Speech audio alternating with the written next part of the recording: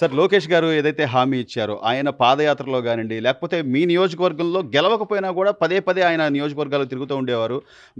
ప్రత్యేకంగా మంగళగిరి నియోజకవర్గంలో చేనేత కార్మికుల కష్టాలు గానండి, వాళ్ళ ఇబ్బందుల గురించి తెలుసుకుని ఆ రోజు మా ప్రభుత్వం వస్తే 200 యూనిట్లు ఖచ్చితంగా ఉచితం చేస్తామని చెప్పి అన్నారు. దాన్ని నేను ఇంప్లిమెంట్ చేశారు. దాని మీద మీ అభిప్రాయం ఏంటి? బాగానే ఉందండి అది. మాకు బాగా ఉపయోగపడిద్ది. ఎలా అంటారు? ఎలా ఉపయోగపడుద్ది అంటారు? ఈ కరెంటు విపరీతంగా బిల్లులు బాగా వస్తున్నాయి. అంతకుముందు ప్రభుత్వంలో బాగా బిల్లులు విపరీతంగా వచ్చేది. ఒక 1400, 1500 అట్లా వచ్చేది.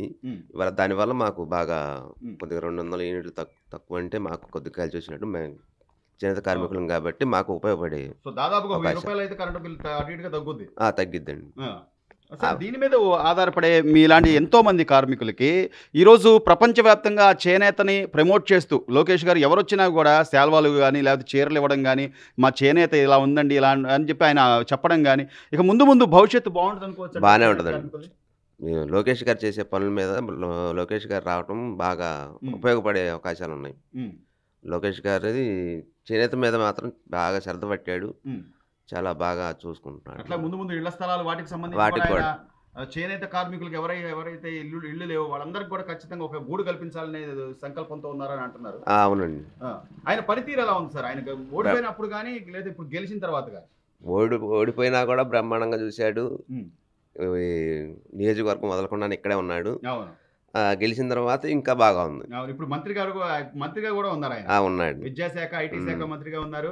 ఇంకా మీ బాగా డెవలప్ అయ్యిద్ది, చేస్తాడు కూడా. గతంలో వైసీపీ ఉన్నప్పుడు ఏదో నేతనాస్తం అని కొంతమందికి మాత్రమే ఆ పథకం అమలైంది తప్ప అందరికి రాలేదండి.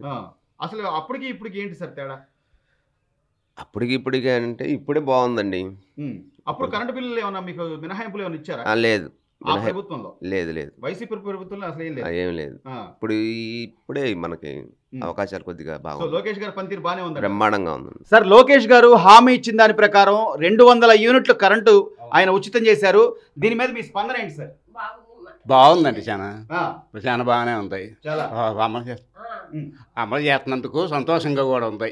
అది లోకేష్ గారు మీ ఎమ్మెల్యేగా బాగా పనిచేస్తున్నాడా? బాగా బ్రహ్మాండంగా ఉంది. చేనేత కార్మికుల గురించి ఆయన బాగా కష్టపడుతున్నారంట. అవును, పడుతున్నారు. కరెక్టే పడుతున్నారు. ఇప్పుడు 200 యూనిట్లు అంటే సుమారు 1000 రూపాయలు మీకు కరెంటు బిల్లు తగ్గుద్ది. దానివల్ల ఉపయోగంగా బాబాయ్. అమ్మ, చేనేతకు సంబంధించి అమ్మ ఎన్నేళ్ల నుంచి ఇదే చేస్తున్నారు. ఒక చేనేత కార్మికురాలుగా ఆవిడ పడే కష్టాలు కానీ, గతంలో కరెంటు బిల్లులు కట్టుకోవాలంటే చాలా ఇబ్బంది పడేవాళ్ళు. లోకేష్ గారు అప్పుడు హామీ ఇచ్చారు, 200 యూనిట్ల వరకు నేను వస్తే మా ప్రభుత్వం వస్తే నేను ఖచ్చితంగా దాన్ని ఉచితం చేస్తానమ్మా అని చెప్పి దాన్ని ఇంప్లిమెంట్ చేశారు. జీవో కూడా ఇచ్చారు. దాని మీద ఎలా ఉందమ్మా మీ స్పందన ఏంటి? అమ్మగారు అయితే దాదాపు 20 సంవత్సరాల నుంచి అయితే మగ్గం అయితే నేస్తున్నారు. చంద్రబాబు గారు వచ్చాక కొంచెం పర్లేదు అమ్మగారు. ఇప్పుడైతే మరి చంద్రబాబు గెలిచాక 200 యూనిట్లు తగ్గించారు.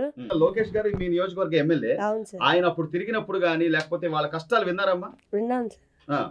అప్పుడు అమ్మ వాళ్ళు అయితే చాలా కష్టపడ్డారు. ఇప్పుడు మన లోకేష్ గారు వచ్చాక కొంచెం పర్లేదు, ఆయన ఇచ్చిన హామీలన్నీ నెరవేరుస్తున్నారు. ఇలాగే కొనసాగించాలని చెప్పి మనస్ఫూర్తిగా కోరుకుంటున్నాను. సో అమ్మ, మీరు అప్పట్లో కరెంటు బిల్లు ఎంత కట్టేవాళ్ళు సుమారుగా? అసలు ఎంత ఉండేవి? ఇప్పుడు 200 యూనిట్లు ఉచితం చేస్తే మీకు అసలు కరెంటు బిల్లు అనేది ఉండదు. మీకు సంతోషమేనమ్మా? అది సంతోషమేనా? అలాగే మీలో చాలా మంది ఇళ్లు లేని వాళ్ళకు కూడా ఇళ్ల స్థలాలు ఇవ్వాలని చెప్పి ఆయన ఆల్రెడీ ప్రణాళిక రచించుకుంటున్నారు. సో లోకేష్ గారు ఎలా పనిచేసేవాడమ్మా? బాగానే చేసేవాడు. ఇంతకు ముందు ఆయన గెలవనప్పుడు కూడా జనాల్లో ఉండేవాడా?